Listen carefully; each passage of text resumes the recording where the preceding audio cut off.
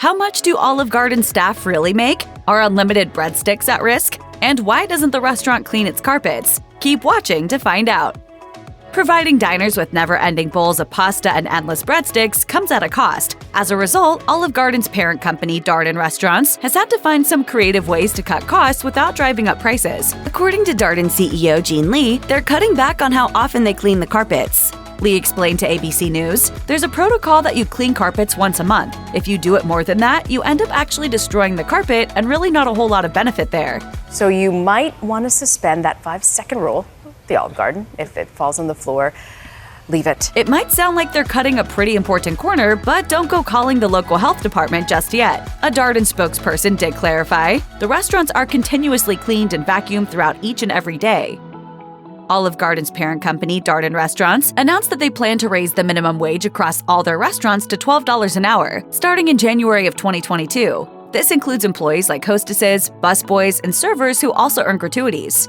Darden expects that with this pay raise plus tips, their entry-level employees will earn an average around $20 an hour. In other words, Olive Garden hopes to cut costs by allowing the customers to fill in the gaps by hopefully tipping well. This isn't unique in the restaurant industry, although the practice of tipping has come under fire in the last few years. For example, preliminary research has shown that people tip white servers better than black servers. Wages garnished by tips also means workers can't really rely on a steady income. Even Darden CEO Gene Lee admitted that employees' wages can vary widely because tips vary depending on where you live.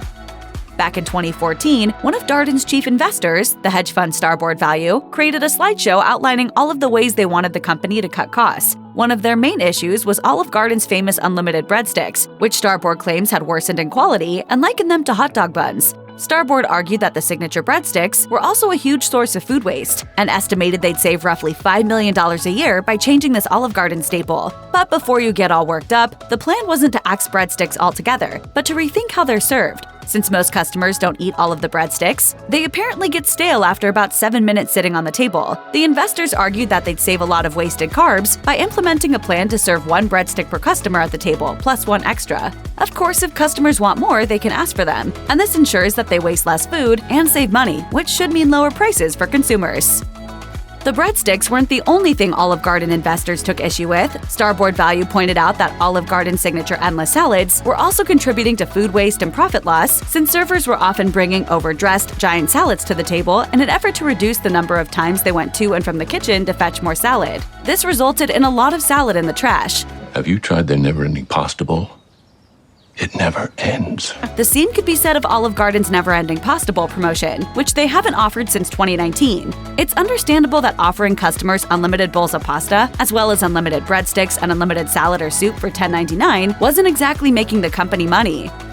Unlike a lot of restaurants during the last 2 years, Olive Garden was seeing record profits as of 2021. So how did they manage to not only survive a pandemic that shuttered so many eateries, but actually thrive? The secret is takeout. Olive Garden was already set up to provide takeout before the pandemic, so that wasn't a massive business model shift. But even more importantly, they didn't ever use third-party delivery apps like DoorDash, Postmates, or Uber Eats, which famously take a very large commission. Of course, a lot of restaurants are shifting those third-party costs onto their customers by raising food prices. However, since Olive Garden has such a devoted customer base, the brand is finding that people are willing to make the trek to pick up their food, even if it's less convenient than delivery.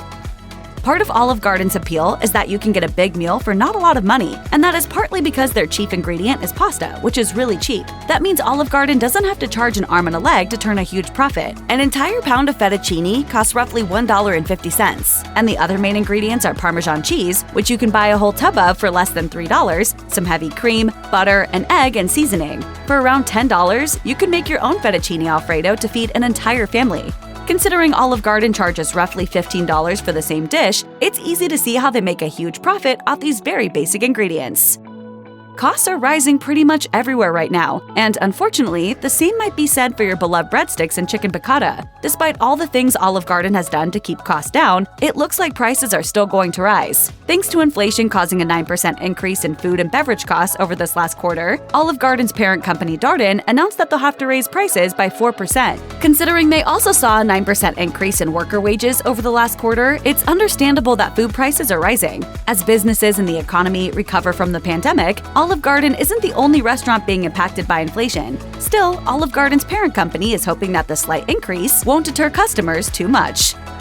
Check out one of our newest videos right here. Plus, even more MASH videos about your favorite restaurants are coming soon. Subscribe to our YouTube channel and hit the bell so you don't miss a single one.